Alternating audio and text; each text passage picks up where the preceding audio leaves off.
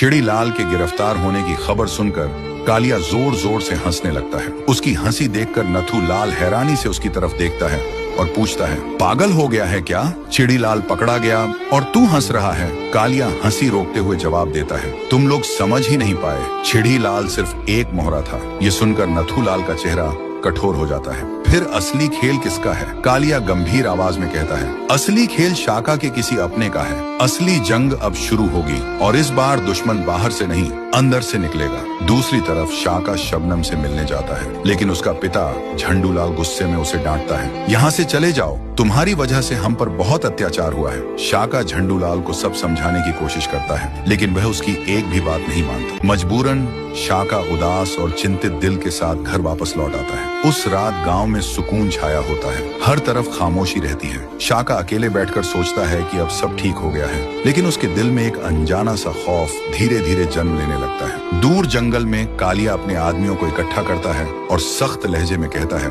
गांव वालों ने हमें कमजोर समझ लिया है, अब हमें दिखाना होगा कि हम क्या कर सकते हैं। सब तैयार हो जाओ, हमें गांव वापस लेना है, वरना जो खतरा हम पर आने वाला है उससे कोई नहीं बच सकता, और वह खतरा गांव वालों से भी बड़ा है। ये सारी बातें जोगी चुपचाप सुन लेता है। वह तुरंत दौड़कर शाका के पास पहुंचता है और घबराकर कहता है, शाका, हम पर हमला होने वाला है, गांव खतरे में है। शाका हैरानी से पूछता है, क्या हुआ? कौन हमला करने वाला है? जोगी जवाब देता है, चिड़ीलाल का आदमी कालिया, वह सुबह गांव पर हमला करने वाला है। यह सुनकर शाका सख्त झटका महसूस करता है। वह तुरंत जोगी को आदेश देता है कि सभी गांव वालों को इकट्ठा करो। जब सभी लोग जमा हो जाते हैं, शाका उनसे कहता है, जंग अभी खत्म नहीं हुई, सुबह हम पर हमला होने वाला है। जो हाथ में हथियार लगे उठा लो, क्योंकि अब गांव को बचाना हम सबकी जिम्मेदारी है। तो दोस्तों, अब सवाल ये है, क्या शाका यह जंग जीत पाएगा या उसका अपना ही कोई उसे धोखा दे देगा? ये जानने के लिए देखिए अगला पार्ट।